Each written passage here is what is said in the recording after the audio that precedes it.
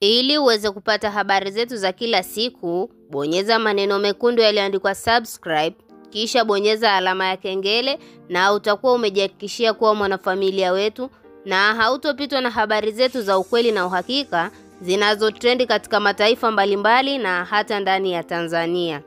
Mke wa Stephen Aziz Ki ambaye ni Hamisa Mobeto ameamua kuvunja ukimya kwa kuvujisha vipimo vyake vya ujauzito na kuonyesha jinsi gani ana furaha na jambo hili. Posti hii aliweza kuipost katika ukurasa wake wa Snapchat na kuandika baadhi ya comments akiwa anasema soon new mama in town. Na tunaweza kusema Hamisa Mobeto kwa sasa hivi ni mtu mwenye furaha kwa sababu jambo hili watu wengi wanafurahishwa nalo na wanakuwa attention kwa ajili ya kupokea matokeo mazuri. Na jambo hili ameweza kulifanya baada ya Dr. Kumbuka kuvujisha kwamba yeye ni mjamzito, na alivovujisha hivyo alikuwa ana dhamira nzuri Dr. Kumbuka, na ndio maana hata sasa hivi Hamisa Mobeto ameona hamna ulazima tena wa kuendelea kuficha siri hii kwa sababu tayari mashabiki zake wameshakwisha gundua kwamba yeye ni mjamzito, na hata watu wake wa karibu tayari wameshakwisha jua kupitia Dr. Kumbuka alivyoweza kupost katika ukurasa wake wa Instagram siku ya jana.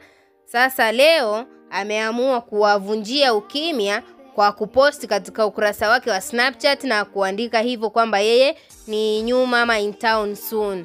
Na kwa upande mwingine Aziz Ki baada ya kuona posti hii aliweza kufurahi na kusema kwamba asante sana mke wangu kwa kunifurahisha na umeweza kuniheshimisha, kwa sababu watu wengi wanadhani kwamba mahusiano yetu ni moja kati ya mahusiano ya mzaha kwa sababu hawajaiona tukiwa katika momenti nzuri kama hii. Wacha waweze kushuhudia mambo makuu zaidi. Huo ndio ulikuwa ujumbe wa kumshukuru Hamisa Mobeto ambao ameuposti Aziz Ki katika ukurasa wake wa Instagram na kuonyesha ni jinsi gani ana appreciate confidence ya mwanamke wake aliyoweza kuionyesha kwa mashabiki zake na hata kwa wale watu ambao wanamfuatilia kwa ukaribu zaidi. Tunaweza kusema familia hii ni moja kati ya familia ya mastaa ambao wameweza kuungana na kuelewana vizuri na kutokuwa na sintofahamu yoyote.